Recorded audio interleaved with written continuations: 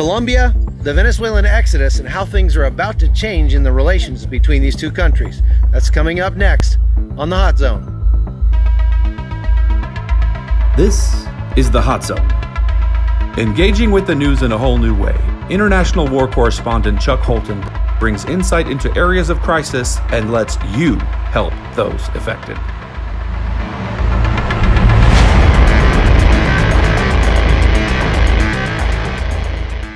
Hey folks, I am standing on the bridge to Ureña, Venezuela, from Cúcuta, Colombia. This is a different bridge than we were on the other day, but as you can see, there's still a lot of people coming and going because there's nothing to eat in Venezuela. There's no soap, there's no toilet paper, there's no nothing. And so people that live near the border cross about 40,000 people a day, from what I'm told, and they come and buy things over here. About 80% of them go back into Venezuela where they live. About 20% that cross end up staying. Now, in other places where people are leaving Venezuela, that number, I'm told, is the opposite. About 80% are leaving for good. As we've talked to people over the last several days, what I've found is that when you ask them, do you want to go back to your country? They say, I would love to go back to my country. I'll go back to my country immediately as soon as things start to get better. We had some interesting experiences last night with some Venezuelan prostitutes. Take a look at what that looked like.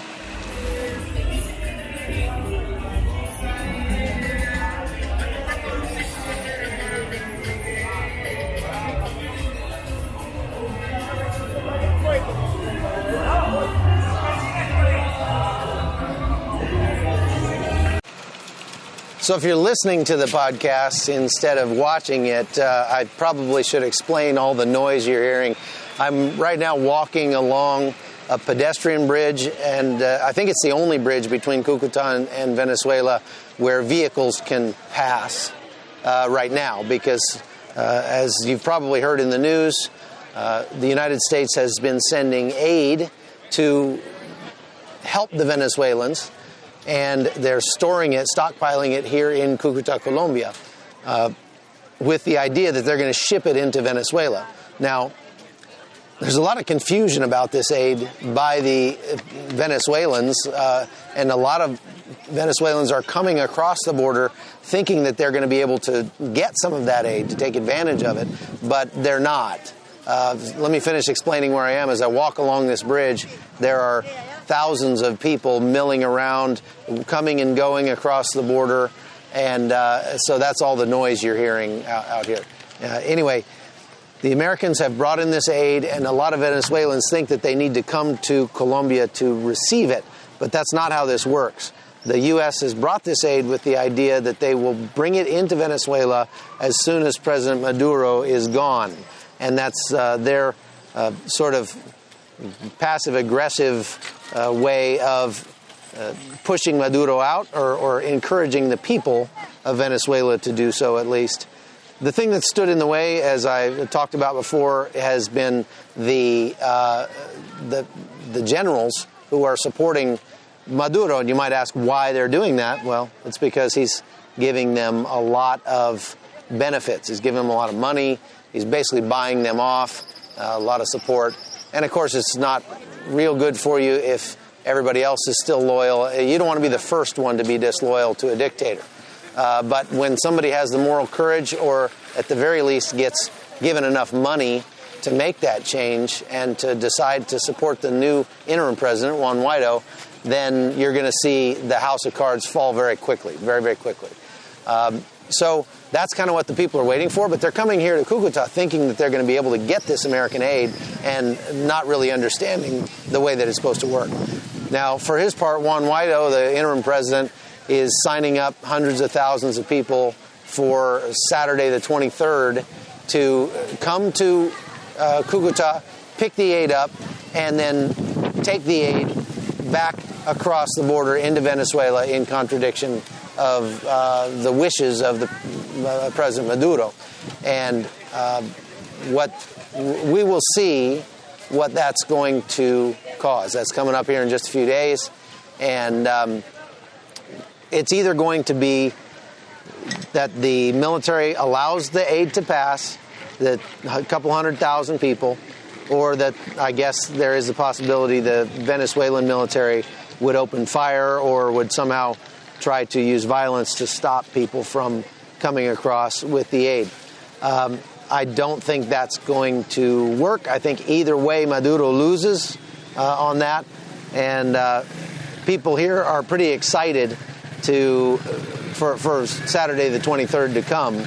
Now, Maduro is saying there is no problem in Venezuela, there is no shortage of food or anything, and so he's going to hold a big music concert on the Venezuelan side of the border on Friday, just to show that they don't need any aid and we don't need your stinking aid, that kind of thing, which I think is pretty funny.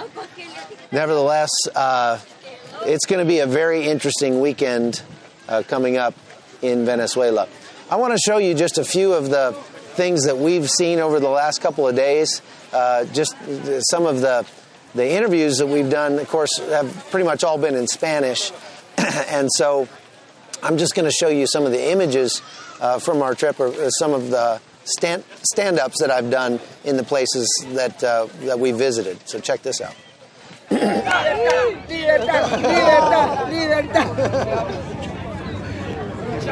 I was just here talking to my Venezuelan friend Roberto Sanchez, and I asked him if he had any Venezuelan money that he could show me.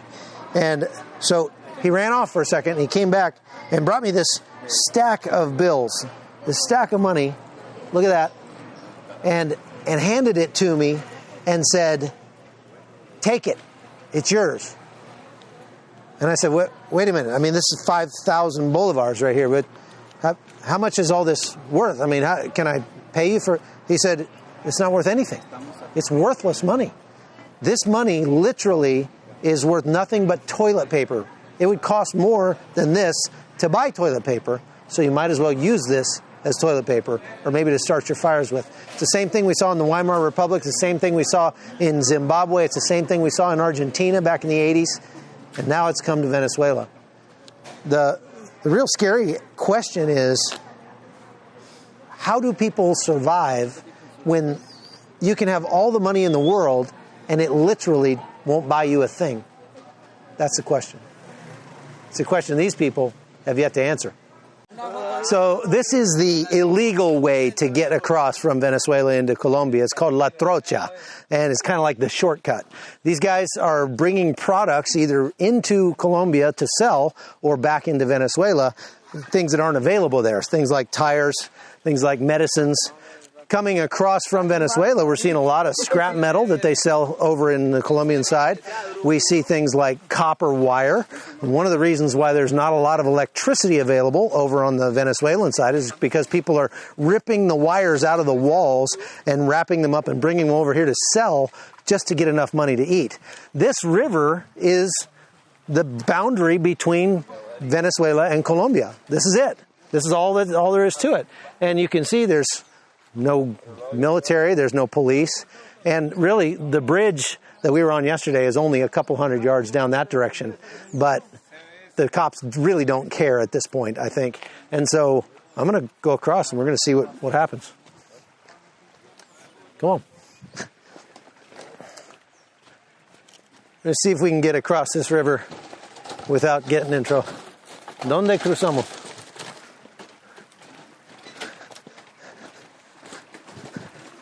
This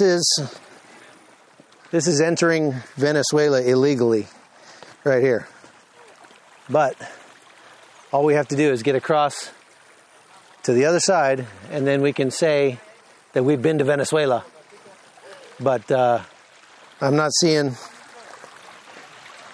any police or anything, so we're going to go for it. Here we go.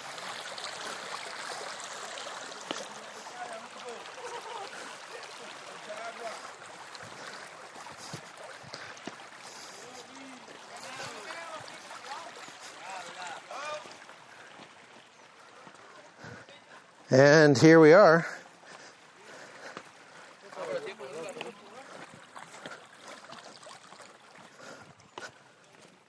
Amigos, Aquí estamos. Aquí. Este es Venezuela. Ya cruzamos y ya. La lucha. Ya. Esta es la lucha. La lucha del día a día. ¿Qué están haciendo ustedes? Nosotros trabajando. ¿Trabajando en qué? ¿En qué? Pasando mercancía. Mercancía, metal y ¿cuál más? Hierro. Hierro. Todo lo que plástico. So these guys are porters. They bring stuff across, back and forth, and try to make money. Hay que venderlo para allá, para conseguir más plata. Para y allá. Comida, allá Pero mismo. ¿qué hay para allá que puede llevar? Eso. Pues, si quieres... Oh, sí, ok. Está bien. Bueno, Pues, hasta luego. Ciao. Que Dios le bendiga.